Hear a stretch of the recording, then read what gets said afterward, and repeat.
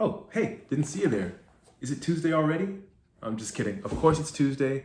Life group leaders, this is our Tea for Tuesdays. We're right at the front end of our series on APEST, which is based off of those verses in Ephesians 4. Last week we talked through what the apostle looks like and the implications of the apostolic in a life group. Today we'll be talking about the prophet. Not to be confused with the gift of prophecy, which is actually prophesying and giving words directly from God. This is the gift of the prophet, the person who is the prophet, and the way that they're driven, right? So the voice of the prophet is basically God said it, let's do it, and can even be stronger than that. God said it, so obey. Which is not a bad voice to have. We've seen that way that looks in the Old Testament. In the New Testament, it can sometimes look like activism almost in today's terms. It's people that see a problem and recognize that needs to change. What can we do to change it? They're all about, in the Lord's Prayer, it says, all things on earth as they are in heaven. That's what they want to see. There's this upward movement.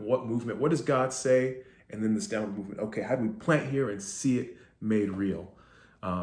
A great example of this is if you've ever heard Francis Chan speak. And I say that because prophets have very high esteem for the Bible. When Francis Chan preaches, he'll sometimes hold his Bible open like this and he'll say, but the Bible says, I see this in the Bible, so I want to see it here, right? Hopefully that was a decent impersonation of Francis, but that's what a prophet looks like. They are very incarnational in nature. They don't just talk about the change, they want to be the change. Like I mentioned before, they're very passionate people and they can kind of be the heart of a life group. They keep the group passionate about seeing the things of God manifested, made reality here in our midst. Oftentimes they'll tend towards being intercessors, prayer ministry, worshipers. They tend towards the artistic in general. And they keep things moving in that direction. Without a prophet or a prophetic presence, it's very easy to be concerned with only my four and no more. A group can become, if it's high apostolic but no prophets, it can be very scattered and we don't really stay anywhere long enough to have an effect. If it's heavy, if a group is very heavy shepherd, teacher, evangelist, it can just become like, okay, we're doing good in here. But the prophet is like, okay, as we're planted, as we're rooted, let's see not only change affect us here, but affect those around us.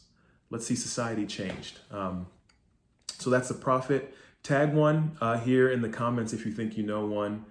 I think Pastor Dave's got a little bit of prophet in him. I don't know. We'll see if he responds to this.